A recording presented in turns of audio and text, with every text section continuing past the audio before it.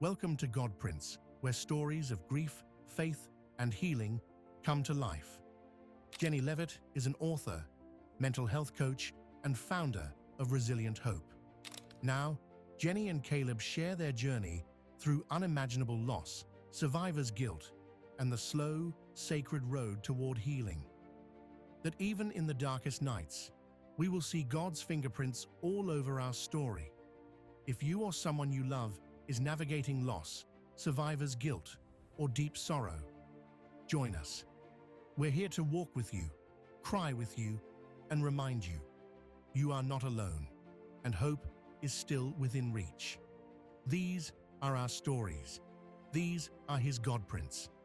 Let's begin. I didn't mention this before, but Caleb is the older brother. He was 20 at the time. And in some of the other videos that we've recorded, you talked about like some of the guilt you had to work through, stuff like that, that unfortunately when siblings are overlooked, those issues can fester. And I think like a lot of things in life, people don't do it maliciously. It's just that if you haven't experienced it, you don't really get the gravity of it. And honestly, if you had not been so willing to be open with your dad and I about what it's been like for you. My sister was early 50s and died of cancer. And unfortunately, some of you may be watching that maybe you're like me in this regard.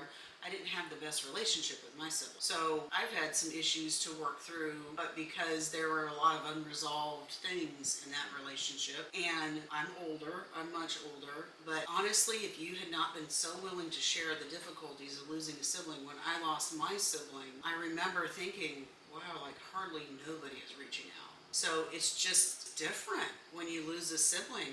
And I think if you hadn't have already shared that, maybe I would have thought it was just me, But I'm like, no, there is something here. There's something here that when you lose a sibling, it's like people are like, well, I don't know. And I don't think people do it maliciously. No. But that is one reason why we're recording these, is because we do. We want to raise awareness, especially because I love the body of Christ, especially in the body of Christ, that like there are people hurting, and in the body of Christ, that's one thing we haven't mentioned so far, but when you said that you felt isolated, you are in a church that has a couple hundred people, so it's not like you weren't surrounded by people. You were even going back to work, so you were surrounded by people, but there can still be that sense of isolation even when you're in the midst of people. And I know it can be so easy to just like put on that mask and say you're okay, but you're really feeling isolated. You're feeling, overlooked on the inside. Yeah. So hopefully us talking about this openly can help some people realize that they're not alone. I hope so. Oh yeah, and so I think that some of it stemmed from the fact that some people didn't know how to handle it or what to say. Some people chose not to because they didn't want to have to deal with it, and that's an honest thing, because whenever you reach out to somebody and you offer your help, especially in a time of loss and grief, they may say, yes, I really need help. And if you offer, then you have to be willing to then, okay, what do you need? How can I help? Yeah. So like part of it is that, but then the other part is that I do feel like people can understand maybe better parents and what they lost. And so like for you and dad, and you lost Jacob, and so your son, and they can kind of identify more maybe with what you lost. And so seeing Jacob get married, seeing him have a kid, all the milestones that would have happened, seeing him graduate, and then whatever happened after that, getting a career and a wife and a family, and so they can identify with that. But I think sometimes what gets forgotten is the siblings that survived, they had plans.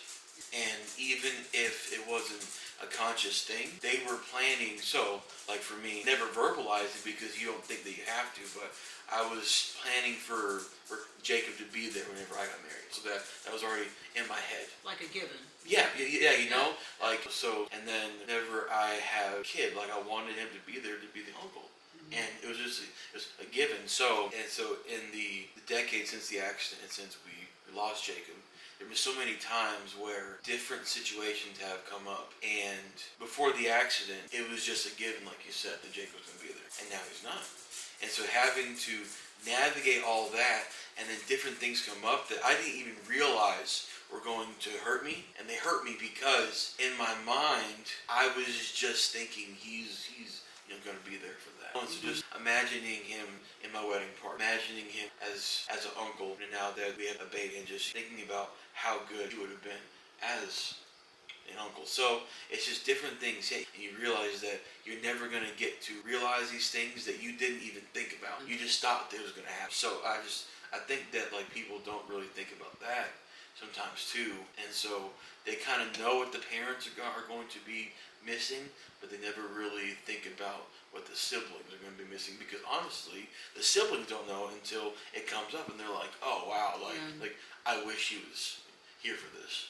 It's very good. So that kind of makes me think, are there other things that either parents or maybe other people might not realize that their surviving sibling goes through, or maybe things that, I know I have my share of things that people said to me that I'm just like, and I think sometimes, people just kind of forget because it's been a while, so, maybe they forget and they say stuff, but is there any advice that you would give to those people, to the parents, to actually to support those surviving siblings that are left, to not be the cause of like us shaking our head because they said something or did something or didn't do something? Well, I think, and like I said, every person's different in their own way. You really gotta try to figure out what would help them, and a big part of that will then show them that you cared enough to figure it out. So let me pause you there, because I know a family that will remain unnamed that the mom really thought she was doing what was best for the daughter, and it was the absolute opposite of what the daughter wanted. And the daughter was a teenage girl. So maybe add a little bit of clarity about how they can figure out what would actually be helpful, even if it's just talking to them or I don't know. I would definitely start out by just asking, and they may be in the position where they're ready to share, or they may not be. But just reaching out and having that conversation, even if they react in a negative way, which especially at the beginning, then they probably will, because they're still hurting and they don't even know what they need or what they want right now. But just doing that, taking that time, and not just assuming that you know what they need, because you really don't. And grief is definitely different for everyone. And some people, even if you don't think that it is the healthiest way, and it may not be, but some people, like, it needs to be a longer journey for them because they're just not ready to just open up. And I will say that, like, it isn't always guys, but especially guys, because we don't want to deal with it until it becomes a problem almost. Well, and I think I've mentioned this before, but your dad has told me that him, and then he knows some of the other dads that he's talked to, there's that, for lack of a better word, that pressure on a man to step up and be the leader, and so your dad has said that he feels like there's that tendency to box the grief and put it up on a shelf and tell yourself, I'll get to that. Yeah. But then you don't get to that. Yeah. Then it stays on the shelf, life gets busy, or you keep life busy so that you don't have to get the box down off the shelf and deal with the stuff that you really don't want to deal with. Yeah, I think that's definitely accurate, because, and it's almost like, once again, this is normally something that's unsaid. It's just something in the way that we kind of handle stuff. It is almost viewed as if women should grieve. They should do it immediately or right at the beginning, whereas men, and there is some truth to it in that, especially as a father, that you should be the one to keep the strength and the foundation of the family through the situation, everything going. And so there is something to that, but at the end of the day, though, you still have to process the grief, because even in the Bible, it mentions grief. And so, like, there will be a time to grieve, a time to mourn. After that, then come joy and rejoicing. But you do have to have that, time and that season to grieve and to mourn. And if you don't, then it is very, very easy to end up like I did after a year or so and be very bitter and, cynical and full of wrath and hate. So, because I didn't deal with it. So what would you say to a grieving sibling if they find themselves in that space? I would say that you have to deal with it. What I mean by that is that you have to figure out what the root causes of that. Is it regret? Is it anger at God? Because I had all those. Is it anger at your father or your mother? Is it anger at yourself? Because in my case, especially at the beginning, I felt responsible for the accident, and that played into the news clippings and that I would look up that were blaming me for the accident, and so that played a role in how I viewed it, and I was so full of regret and anger in that. So you have to find the root of that and try to basically kill that, because it's not healthy. But then you need to find someone that you can talk to without judgment. And I don't mean that they're not going to bring you back to the Bible. What I mean is that there were times where I knew that I could not speak to people, even at our church, which I love our church. But it's that because I knew that they wouldn't be able to look at it and just listen and not really offer anything, just kind of listen at first. Let me get it all out and then bring me back to the Bible, because ultimately I knew where I needed to go for my solution, and that was to God and the Bible and prayer. But I also needed to get a lot of stuff out, and so I had to find somebody who would help me to do that in a place where I knew that I wouldn't be judged for saying these things, because I already knew that it wasn't the right way to view things and the right way to say things, but I had to go somewhere where I could just kind of get it out, and they can bring me back to the Bible. And they can help you process it. Yeah. Which unfortunately seems to be a lost art in friendship these days, is just listening, and not trying to fix. Because sometimes, but that is the power of finding somebody who understands, though. Either that's in the grief space professionally, or somebody that's been through what you've been through will understand and not judge. There is a power in that too. There really is. What would you say, were there times that you held back your grief to protect your dad and I? I think so.